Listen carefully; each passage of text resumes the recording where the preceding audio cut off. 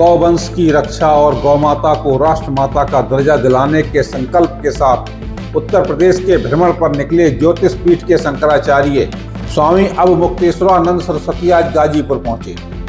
यहां उन्होंने मीडिया से रूबरू होते हुए केंद्र सरकार और राजनीतिक दलों पर तीखे प्रहार किए। शंकराचार्य ने साफ कहा कि जो दल गौमाता की रक्षा का वचन देगा, आशीर्वाद उसी को मिलेगा। आखिर बीफ निर्यात और बंगाल की राजनीति पर उन्होंने क्या कहा, देखिए हमारी इस विशेष रिपोर्ट में। गाजीपुर की धरती आज आध्यात्मिक चेतना और गौभक्ति के नारों से गुंजायमान हो उठी।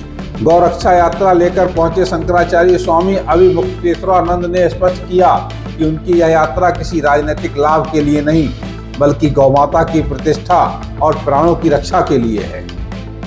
शंकराचार्य ने देश की वर्तमान स्थिति पर गहरा दुख जताते हुए कहा कि यह विडंबना है कि देश में हमारा ही वोट लेकर हमारी माता यानी गौवंश को काटने का काम निरंतर चल रहा है। उन्होंने आंकड़ों का हवाला देते हुए कहा, भारत बीफ के निर्यात में नई ऊंचाइयों को छू रहा है, जो एक सनातनी राष्ट्र के लिए शर्मनाक है। इस यात्रा का उद्देश्य गौ माता के प्राणों और उनकी प्रतिष्ठा की रक्षा है। बहुत दुख का विषय है कि जब पूरा देश गौ माता की रक्षा के बारे में आकांक्षा रखता है, ऐसे समय में भी 78 साल की आजादी के बाद हमारा ही वोट लेकर हमारी ही मां को काट काट करके बोटी बोटी करके बेचने का कार्य निरंतर चल रहा है और भारत बीफ निर्यात में निरंतर ऊंचाई पर स्थित होता जा रहा है। बहुत दुख के साथ ये यात्रा हमको निकालनी पड़ रही है। पश्चिम बंगाल में शुभेंदु अधिकारी के गौरक्षा संकल्प पर प्रतिक्रिया देते हुए शंकराचार्य ने कहा कि जो गाय की रक्षा के लिए काम करेगा, उसे आशीर्वाद देना मेरी मजबूरी होगी। वहीं बंगाल की नई परिस्थितियों को सनातन की सरकार मानने से उन्होंने इनकार कर दिया।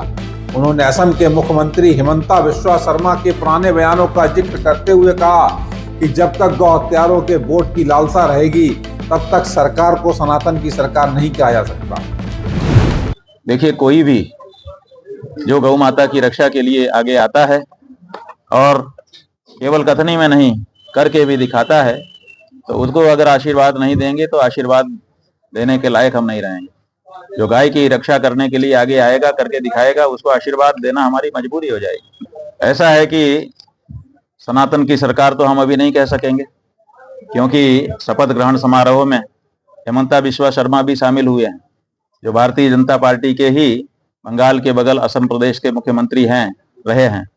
उनसे पत्रकार बंधुओं ने, आप लोगों ने चुनाव के समय जब पूछा कि तुम्हें गौ हत्यारों का वोट चाहिए, तो उन्होंने कहा था हाँ, क्यों नहीं चाहिए। तो जब गौ हत्यारों का वोट उनको चाहिए, तो अब हम उनसे नाता कैसे रख सकते हैं। इसलिए सनातन सरकार का कोई अगर मुख्यमंत्री होता तो ये जवाब नहीं दे सकता था। तमिलनाडु और देश की अन्य जगहों पर हो रही तोड़फोड़ की राजनीति पर भी स्वामी जी ने कड़ा रुख अपनाया। उन्होंने कहा कि जनादेश मिलने के बाद चुनी हुई सरकार को अस्थिर करना लोकतंत्र का अपमान है और मतदाता अब ऐसी राजनीति से ऊब चुका है।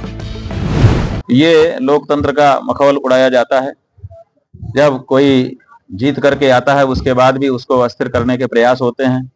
चलती सरकारें तोड़ करके पछाड़ दी जाती हैं। नई सरकार, जिसको मैंडेट जनता का नहीं होता है, वो आकर के शासन करने लगती है। तो ये सब जो तोड़ फोड़ की राजनीति शुरू हुई है, वो आम मतदाता जनता का अपमान है, जिसको जनता बड़ी गंभीरता से देख रही है। और इसीलिए इस पद्धति के प्रति एक तरह की अनास्था आम मतदाता में उत्पन्न होती जा रही है, जो चिंता का विषय है। शंकराचार्य की इस यात्रा ने उत्तर प्रदेश की सियासत में गौरक्षा के मुद्दे को एक बार फिर केंद्र में लाकर खड़ा कर दिया है। अब देखना यह होगा कि राजनीतिक दल स्वामी जी के इस आह्वान पर क्या रुख अपनाते हैं। अमर प्रभात के लिए गाजीपुर से पवन मिश्रा की रिपोर्ट।